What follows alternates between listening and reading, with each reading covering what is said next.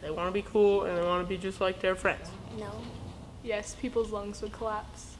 No, because guys like to think they're cool. Yes, they want to be cool and they want to be just like their friends.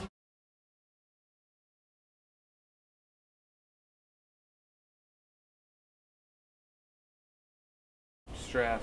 Yeah, honestly. I think it's cool. No. No, I haven't. Nah. Probably a handful. I don't think there's No. information about that. No. Well, pretty even. Dudes.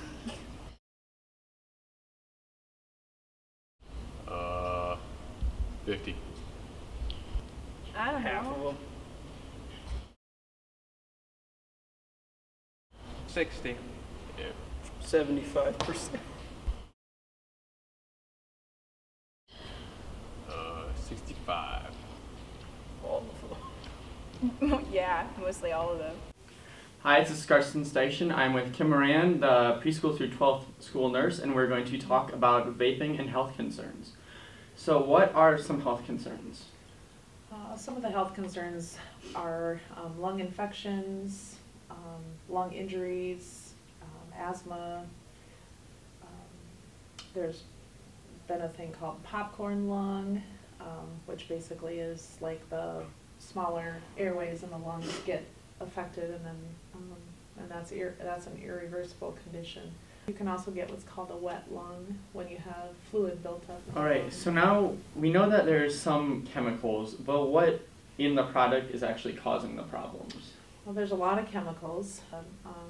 Diacetyl, which is one of the chemicals that causes popcorn lung. It's also in microwave popcorn as a flavoring, a butter flavoring, but it's also in as a flavoring in some of the vaping and Juul pods for e-cigarettes. So, but then the newest one I've read about is the vitamin E acetate, which is probably causing more of the deaths. That is in the THC containing Juul or vaping products, and that is causing the more life-threatening lung injuries. Out of all the ones investigated by the CDC, the samples that they have taken from the lungs have all showed this vitamin E acetate. Alright, so you mentioned popcorn lung and wet lung are a few complications, but are there any more that we should be aware of? Probably just, coughing, asthma, wheezing.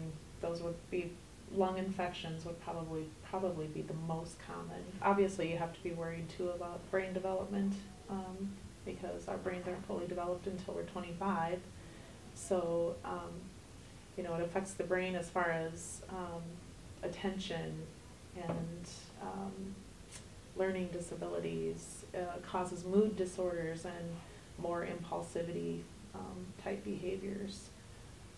Those are probably the main things that the nicotine affects the brain. Makes you more prone to addiction later on in life too.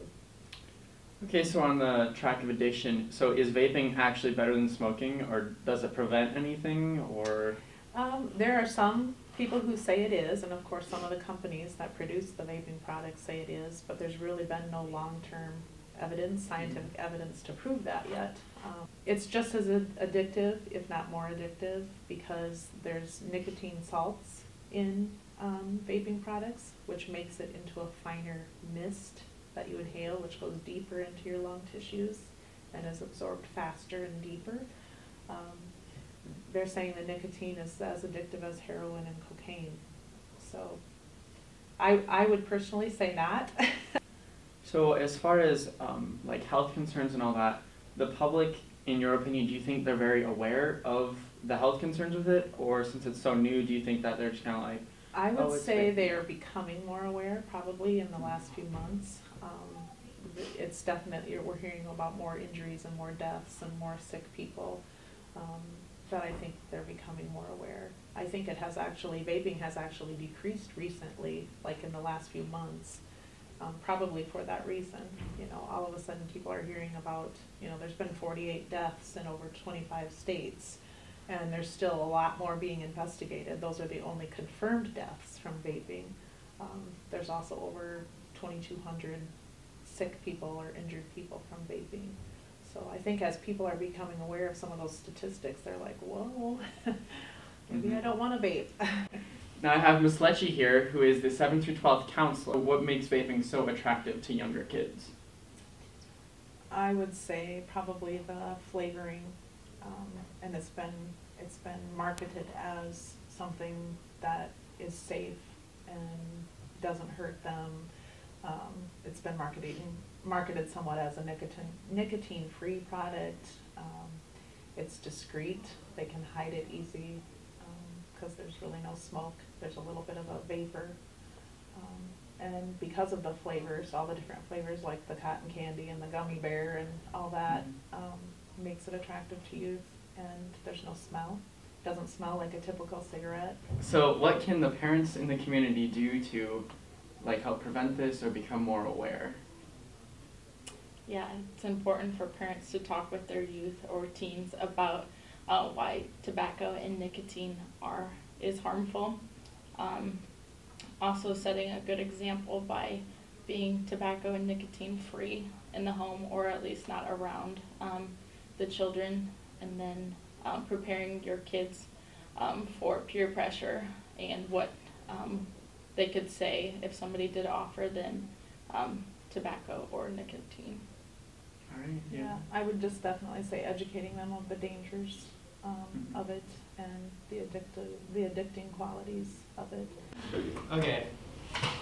Why do you think so many teenagers vape? Because they think it's cool. And it makes them seem older and they want to be cool and old. Peer pressure. They see it on social media, so they think it's cool. And then eventually, probably addiction. Mm-hmm. They just can't stop. Nicotine. Yeah. Have you ever heard of any accidents that were caused by vaping? No, it's I've heard about it on the news. Like but the worst thing is like not, Not anything like it's personal. they burn their tongues in juice or something. Does anybody in here know how many harmful chemicals are in e-cigarettes? A lot. Is it like Probably I'm more assuming than like 100. But I don't know for sure.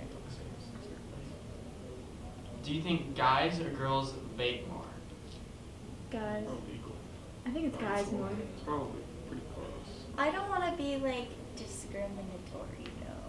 Like, But I like think most it's- commonly, I feel like I always hear about guys doing it, I think especially in the it's kind of bathroom. peaceful. It's probably pretty close. Yeah. I feel like maybe guys are a bit more open about it, but maybe just as many girls do it. They just don't talk about it as much. That's fair.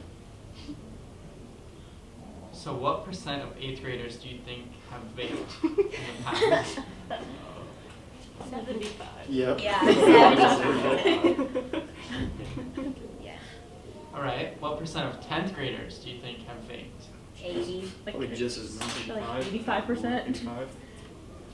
And what percent of 12th graders do you think have vaped? Have 95. I don't know if it's that much. I don't think it's that much. Like 80, 60. 85. I feel like well, I 85. don't think it would decrease. Yeah. Because think about all the 8th graders as they grow up. They just like. Someone just vape. I would say like 80, 85. Try it at least once. Mm-hmm. Every answer that we got from the kids we interviewed was wrong. Not one answer was correct. Currently, there have been 48 teen deaths in over 25 states. And believe it or not, 60% of women vape compared to the 40% of men. As surprising as that sounds, it's true. Many people do not know the health risks of vaping. There are up to 93 harmful chemicals in a vape, and a single jewel pod contains more nicotine than a pack of cigarettes. To put into perspective how widespread this epidemic is, 9% of 8th graders vape, 20% of 10th graders vape, and 25% of 12th graders vape. These numbers may seem low, but think of it like this. 1 in every 4 seniors you meet vape, and 1 in every 5 sophomores you meet vape. Currently, 90% of the people that you meet do not know the risks of vaping,